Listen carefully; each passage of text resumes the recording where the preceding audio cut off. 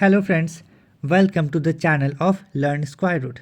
Today we are here to find the square root of a number that is of 4 digits, and we will be finding it out using long division method, and the number is 1600, of which we will be finding the square root, that is 1600, and we will use long division method as I said.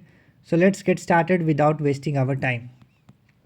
So to find the square root by long division method, first of all we have to write the number as it is, that is 1600. Yes. Now there is a rule in long division method. We have to make a pair of numbers from right side, and here if we will make it out, it will be as 00 and 1616. Now the first pair of the left side, that is 16, we have to take that, and we have to find a square number that is less than or equals to 16. So we know that the square of 4 is 16, and we will go with that only.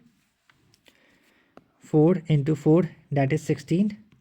Now after subtracting we got nothing, and we are left with our last pair of 00, and we will take that out. In the previous step we multiplied 4 with 4. Now we will add 4 with 4 to get 8 to get 8.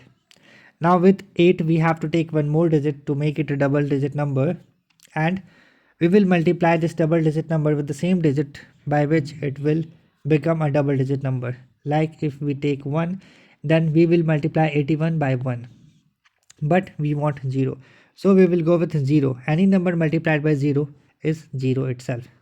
Yes. So finally we got the square root of 1600 by long division method, and the square root of 1600 is 4040. Yes, and we have got this answer by long division method, with which we can find out the square root of any number. Yes, whether it is a perfect square or not, we can find out the square root of any number by long division method, just like we got the answer over here. Now if we have to write it in the symbol of square root, we can write it as a square root of 1600 is 40. Yes. So that's all for today in this video. Thank you so much for watching. Please do subscribe to the channel for more videos like this, and I will see you in my next video. Thank you.